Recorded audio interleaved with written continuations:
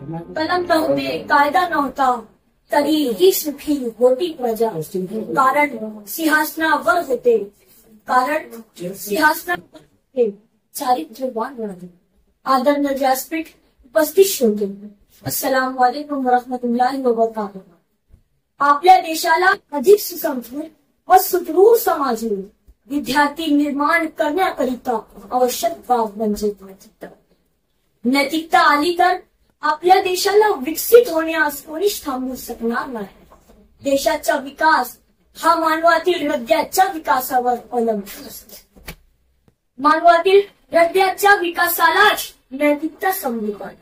नैतिकता हे शिक्षणाचे स्त्रोत स्तंभ असून विद्यार्थ्यांना शिकवण, आदर्श विचार, आदर्श तत्वे, आदर्श आचरण, सद्विवेक बुद्धी, विनयता, सद्गुण व सकारात्मक बुद्धी ही मुले परिपूर्ण पद्धतीने प्रत्यक्षात जीवनात येते.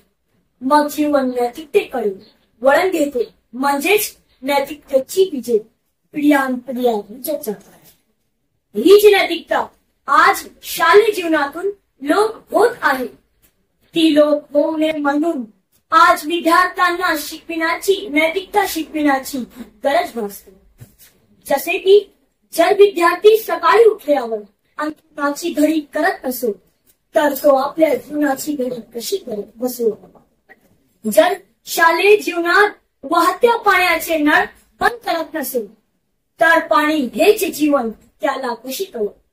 जर शाळेत जीवलग मिळतो काही कारणास्तव डब्बा आणला नाही, मी खाण्यासाठी बोलवत नसेल तर मुलांना गरिबांची औदार्यपणा, स्नेहाळ भावना, अटूट मैत्रीचे नाते व आपुलकी कशी येईल. जर घरात ताई बहिणींचे सन्मान होत नसेल तर स्त्री मुलगी हे आईचे रूप आहे. स्त्री ही लक्ष्मी आहे, दैवत आहे, कर्मयोगिनी आहे, सत्वशील आहे व दैवी शक्ती आहे. हे विद्यार्थ्यांना कसं समजेल. एखाद्या घटनेने एखाद घर उद्ध्वस्त झालं असेल, मी विचारपूस करण्यासाठी जात नसेल तर माणुसकी हाच खरा धर्म आहे. ही नैतिकता मुले जीवनात कशी आणतात. वरील उदाहरणावरून काळीज हळहळतं, आभाळ फाटल्यासारखं, डोंगर कोसळल्यासारखं वाटतं. मग कळतं की शालेय जीवनात नैतिकतेची बुजलीच पाहिजे. कारण मुले अनुकरण प्रिय, पोळी व कागदासारखे निर्मळ मनाचे, कापसाच्या मऊ गोळ्यासारखे असतात. आपण जे आकार देऊ तसे ते बनत जातात.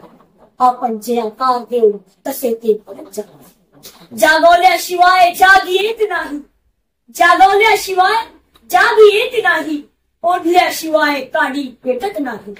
नैतिकतेचे धडे बोलल्याशिवाय, नैतिकतेचे धडे बोलल्याशिवाय विद्यार्थी चारित्र्यवान बनत नाही. विद्यार्थी चारित्र्यवान. जय हिंद, जय महाराष्ट्र.